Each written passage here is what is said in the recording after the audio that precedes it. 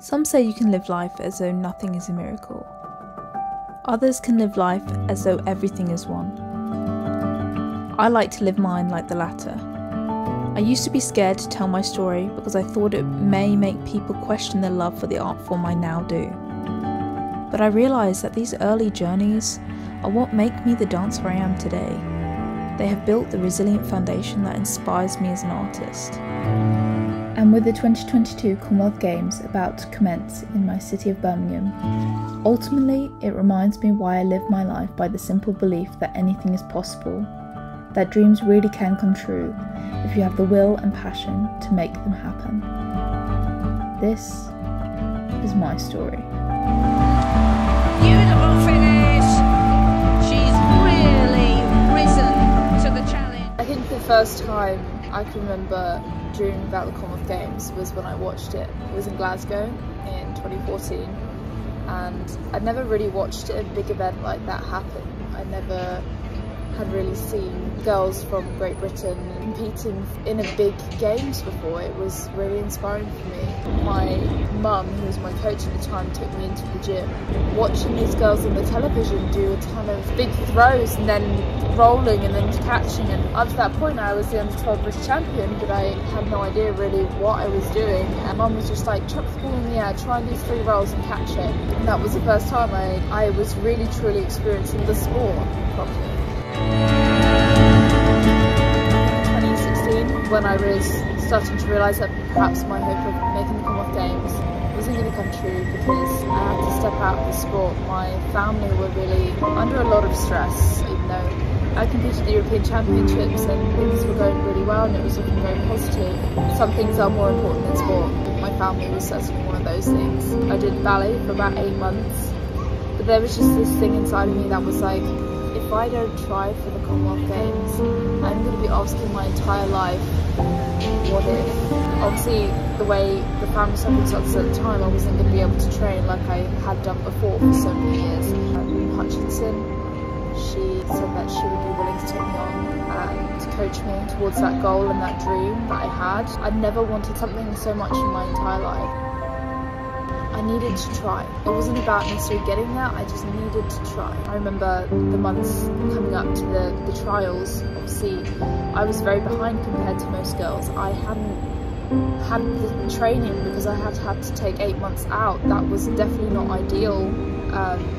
Almost one could say impossible for me to qualify with that type of preparation. There's a lot of difficulties at home as well, just because of the demands that training provides, not just to the individual themselves but to their families. That pressure was a lot, not just for me, but I appreciate for my entire family. I didn't have the ideal training facilities. I remember training in badminton courts, training in squash courts some of the time because my coach could always be there because she was also finishing off her uni degree. And so we used to do a lot of videos. It was coming up to the last test event. Up to that point I hadn't really got the scores that I needed. You needed to be in the top 3 and I was in the 4th place after the 3 rounds of trials we had. And I remember my coach looking at me and saying, you just got to give this everything you've got, and as long as you do that there's nothing you can regret about this whole journey, about the struggle it's been to get here. I remember having had a cold for 3 months and trying to reach this goal that seemed impossible. That last test event I managed to pull out the bag and got the scores that I needed. We waited 2 weeks to receive the email about whether I got in or not. Those were the most excruciating 2 weeks of my entire life, I've got to tell you that now. One day I would think, yes, it's gonna happen. The next day I was like, don't kid yourself. And I remember when that email came in, it's the most excited human being on this planet. I felt like on cloud 9, I couldn't explain the feeling. And then I remember going to bed that night after I'd heard the news and saying to my mum, that means I have to do it now. I think that realisation was a bit of a shock to me. It was all about like getting there. And then the thought of actually having to go and do it was absolutely terrifying. And the months coming up, I still had this stupid cold.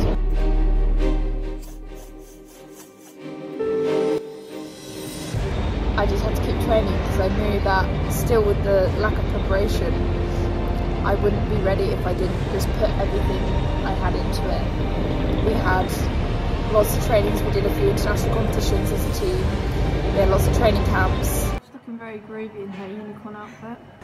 It's like Hannah, stop it. Day 3. It's only day 3. It's only day 3. Seems like a month. We got off to kitting out today. Just driving. Exciting! Yeah!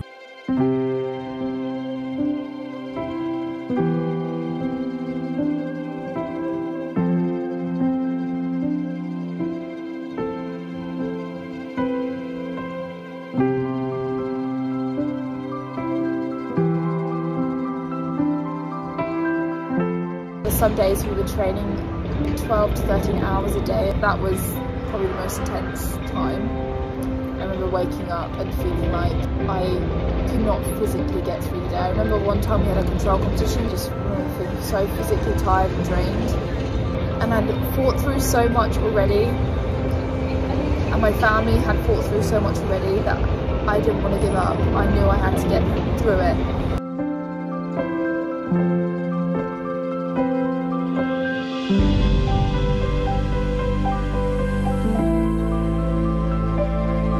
5, 6, 7, go!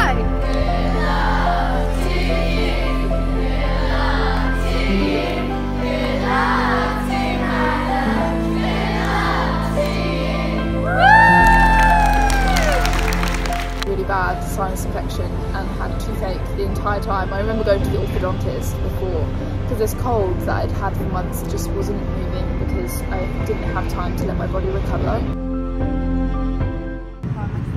We're almost there. Just arrived in Australia. We're a little tired. We've been travelling for over 24 hours. This plane flight was 14 hours. There's my tissues, food that I'm leaving behind. You can't see it, but I got a bagel, some dates, mango, rice cakes, peanuts. Bye. My body clock's already messed up, so let's see how this works out. I remember getting there and just travelled 24 hours across the globe, arrived in Australia, and we had training at I think 7:30 the next morning in the Australian humidity. Coming into the hotel, I always loved seeing hotels. Finished our first session at the gym and we're just getting ready to go. This is the gym. We just had our first session. I'm feeling okay. I feel alright. Quite good to be fair. Yeah, today's good. They had prepared a prep camp for us in Brisbane for 2 weeks before we went to the Commonwealth Games village. And it was so hot. So hot. This is day 2, training 8 till 2. It was very, very, very, very, very hot. Very. I'm tired. That's what I think. Something. Day 2 and I'm already dead. Pray for us. All of it was just so exciting. This was my dream becoming a reality. I remember when I got there, I was just like, you know what? I'm just going to enjoy every second of this experience. It doesn't actually matter about the results now. I've made this dream a reality and now I just got to do it and fulfill it. I waxed my actual skin off, look. How sad. We were just dripping and the ribbon always kept wrapped around you. Definitely feel still the lack of preparation that I had. I didn't want to let that define me. It's just getting worse. Yeah, because you're getting tireder. I had any energy before, it's all gone now. It was good training until I did clubs. You did an amazing pivot though. So it makes up for all the drops. You did an amazing pivot. I was trying to let myself enjoy every second, even though the competition is stressful. The experience is stressful. He's a little tired, bless his heart. So guys, this is even for now, so just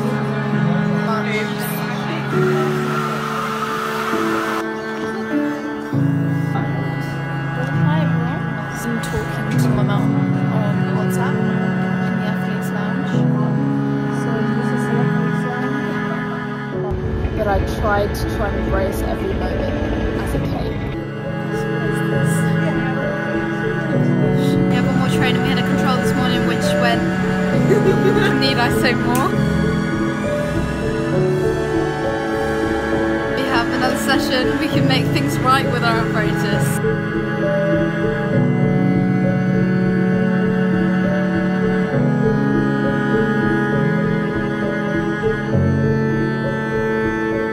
Bye hotel. Hello Gold Coast. When we got to Commonwealth Games Village, I think I was the most excited 15-year-old you would have ever seen in your entire life. That's a speaker! Oh my god! It's a speaker! When the So where's this place? You'll have one of these, tap that on here, you put a number in, and then it will give you a drink. Who wants taste disgusting? No, they're the best one. I had dreamt of the moment, and when it became tangible, it was a pinch me moment. It really was a pinch me moment. This is awesome. Hey. There's a koala over there. So exciting. I got there, and I think the thing I was most excited about was the food. The 24-hour food. 24 hours of any food you can imagine. It was incredible. There's too much choice, like how are we going to choose any of this stuff? I don't know how we're going to choose. I'm so excited. There's pizza and pasta, which I'm extremely excited about. And they had like a barbecue station, they had like a smoothie bar. What this is. So I just sit on here while I wait. Thank you very much. It's my lovely smoothie. Got passion fruit, pineapple and banana in it. With chia seeds and light milk. That is so good. It's on the bus, first training here in the village. We've just had our smoothies. We were training, this time it was even less. I think we only got an hour allocated in the gyms. Each federation only got like an hour or an hour and a half, which was nothing. Like compared to how much we've been training, an hour and a half is absolutely nothing. And so we tried to do most of it, and those trainings were super intense. And then we did ballet sessions outside of that in the little Team England headquarters. The Team England headquarters was such a fun vibe to be around, to see athletes everywhere was just so inspiring. I remember because I was 15 and a minor, I wasn't allowed to go anywhere on my own. I was also the youngest, one of the youngest in the whole village, so I always had to have a coach go with me. So we're just re-entering the village now, training for 3 hours, coming back for lunch. It's 3 o'clock, so I'm really hungry. I'm ready for some food. Hillsong worship came, and that night was amazing just to be reconnected to my faith because I hadn't been able to go to church for a few weeks. I remember that definitely being a highlight because I was getting so nervous. We have a 9 AM start tomorrow. And I had no idea what to expect. I had no idea where I was ranking because I hadn't done international competitions with Commonwealth nations because I hadn't competed internationally for a year and a half. On Easter Sunday in the village, they had like loads of little Easter eggs everywhere. I was even an Easter bunny, which we took a photo with. Worst came to worst on that Easter Sunday. It was having a bit of pain in my foot. Nothing serious. I didn't really think anything of it. I'd had much worse, honestly. But I just wanted to get it checked up, so I went and saw one of the physios. I found myself having an MRI scan. 10:10. Guess where I am? Yeah, I'm at the hospital. Didn't see that one coming, did you guys? Neither did I. I'm waiting for an MRI scan for my ankle. Ruth's having to be with me throughout this traumatic experience. It's almost midnight and we just got back to the village from the MRI. Yeah, I'm not feeling too happy right now. Everyone's gone to sleep, I imagine. I don't blame them. If I was them, I would be asleep too. We're gonna get something to eat because I'm starving. Night, Ruth. Well, I'm going to just come back and see you two. Now I'm having to creep into the room so I don't wake everyone up. I think this concludes today's episode of The Village. I think it was 4 days before we were competing. I remember having a chat with the team doctor the next day. I remember looking at him like, this has been my dream. You do not know what I've had to fight through to get to this moment.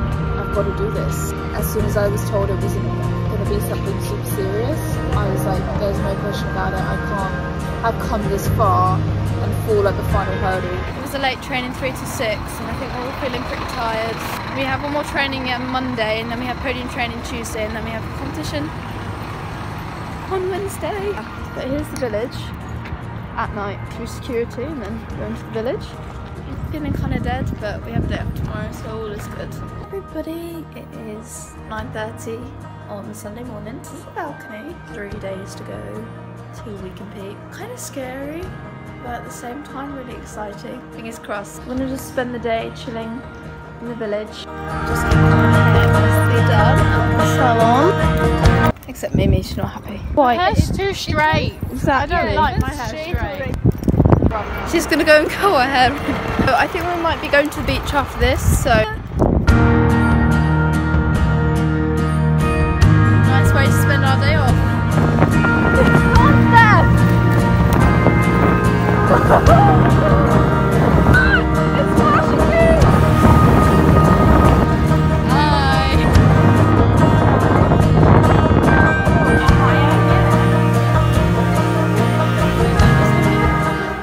Podium today, 5 o'clock today, which is pretty good timing for us because that's the time we're going to be competing. We're going to smash it, aren't we? This is the centre I'm just walking into to go get my smoothie, and there's not a long queue, which makes me pretty happy. Feeling quite hyper actually. It's a good day to do good routines and we're going to smash it. One of our last team chats. How are you feeling, Ruth? Vanda Vidoti. Dilly dilly. Dilly dilly. Very pleased the chaps are doing jolly well. To give you some advice, I want you to try very hard and not drop anything.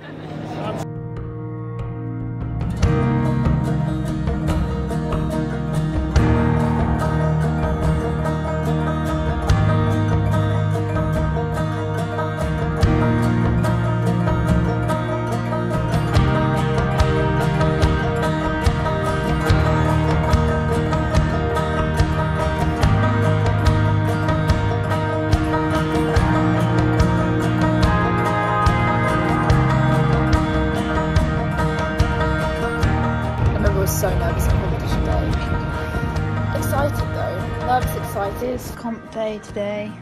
Feeling a little nervous right now. Trying to stay calm. We have about 15 minutes before we need to go. We start warm up at 3 and then we compete at 5 and then we'll see what happens. Lipstick. Need to be mine again. I remember not performing at my best, but then being ecstatic when I found out that I had got through to the all-around final. That wasn't even a goal for me. My goal was just to get there. So to get through to the all-around final was like a shock, like a complete shock. And then also I made a ball final, which was also like just a bonus.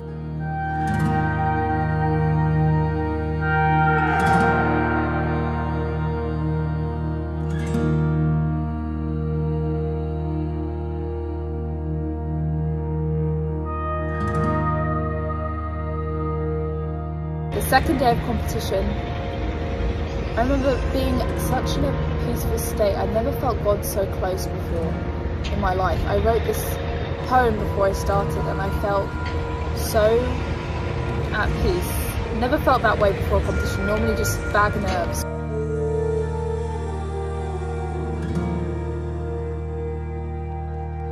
Really very nice performance from Hannah Martin. Looked confident and strong.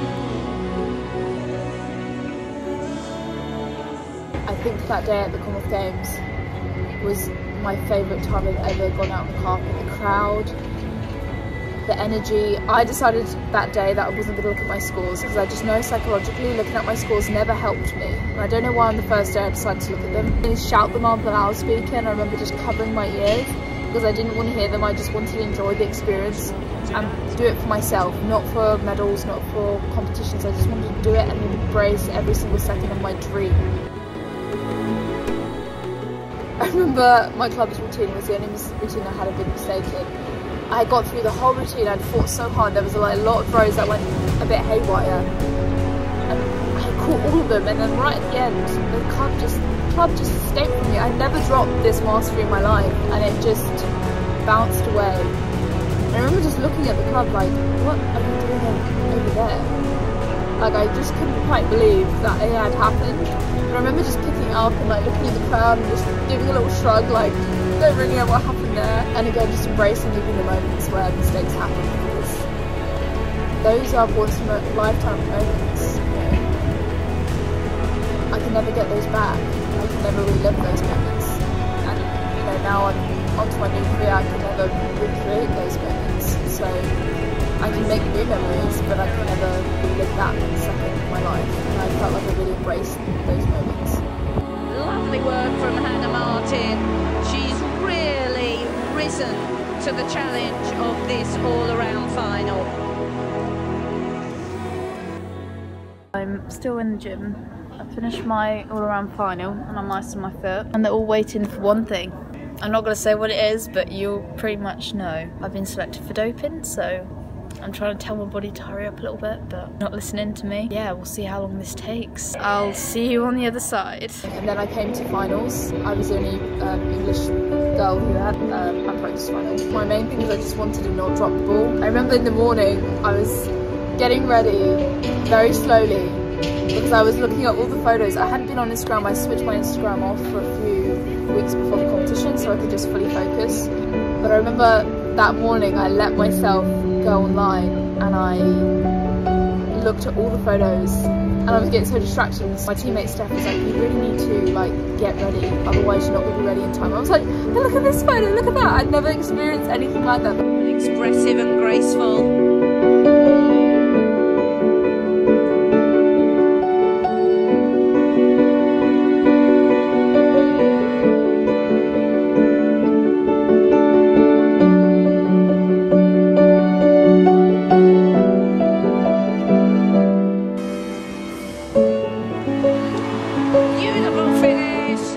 After I finished my ball routine, the emotion just, I couldn't hold back the tears of joy. All the struggles I had got through to get to that moment just spilled out in front of everybody. I think it reminded me of all the times that I just thought I wasn't going to make it. And then when I caught that ball, I was like, wow, I lived my dream. I remember doing it and I remember thinking, this is everything I ever dreamed it would be and more.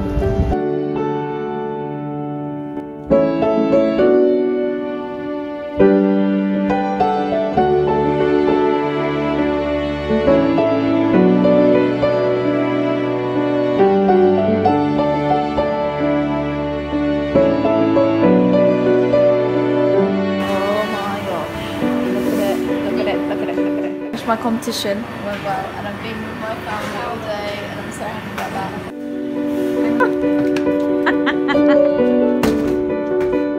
But I also remember a profound sense of almost emptiness when I was walking the beach with my gran and my mum afterwards and I said, I can't believe this is over. Like everything I worked for. Oh, the competition has ended and it is time for the closing ceremony. It was something, when you work so hard for something, it's so difficult when you come to the realisation like, wow, like that chapter of my life is now closing. And not necessarily when you want it to close, it just happens.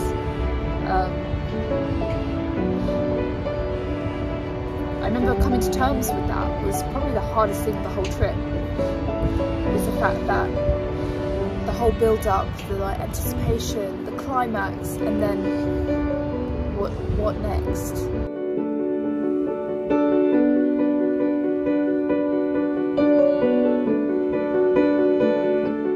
It's our last day here in the village. Last morning we're leaving in about an hour. It's so sad. I'm just getting my last smoothie if the smoothie bar's even open. Yeah, I'm just really sad. I'm gonna miss it for sure. We're at the airport in Melbourne to get a full body massage on this chair. It was $2, but it was so worth it.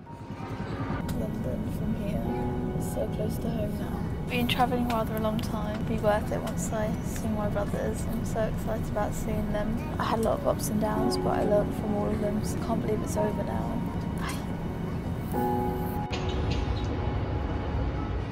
Being here at the Commonwealth Games in a completely different capacity. Now I'm ballet dancing with Birmingham Ballet.